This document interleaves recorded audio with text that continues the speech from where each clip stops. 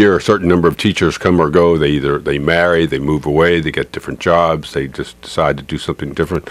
This year, there was some turmoil at the end of last year about jobs, and people were being dismissed because of their not qualified or not getting their certification.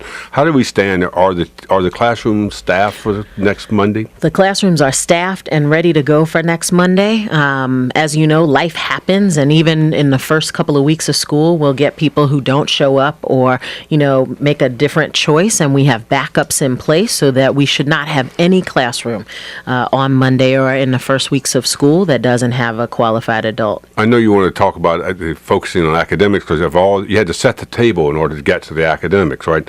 But the Bill Turk in the Post this morning has a very Terrible Turk, baby. Terrible.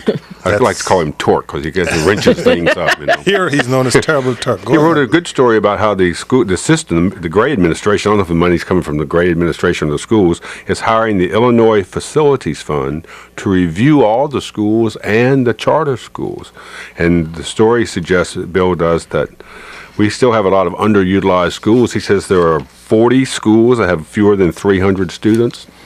So you might still have some turmoil, and if you have to close more schools. What would this Illinois Facilities Fund tell you? Well, in addition to which, the Illinois Facilities Fund has ties to the charter school movement. Right. It sounds like for the first time ever, you're treating the school system as one system. Absolutely. And I think that it's time to change the conversation away from DCPS versus charters to how do we ensure a high quality school in every single neighborhood, regardless of what type of system it's in. Parents don't actually care whether their school is a charter school or a DCPS school. They care whether or not it's a high quality school. What the Illinois Facilities Fund is going to do is take a look at us compared to other school districts and say, how many schools do we need? How many seats do we need? In what neighborhoods?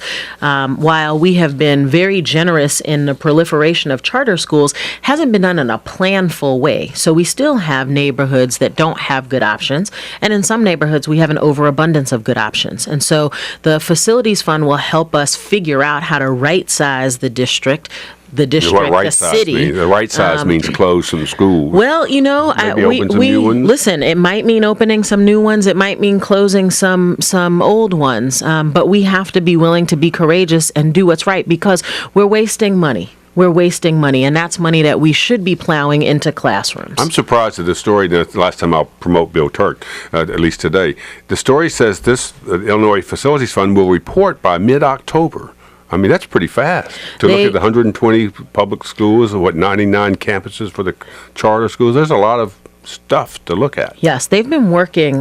This work is coming out of the Deputy Mayor for Education's office, and they've been working for some months. But okay, good. We've asked. I think the timing was such that if there are any big decisions that need to be made, we need to make them early so that we can inform parents about what options there are for next year, and if they want to enter any lotteries or do early enrollment, that they have all of the appropriate information. Kaya Henderson is Chancellor for District of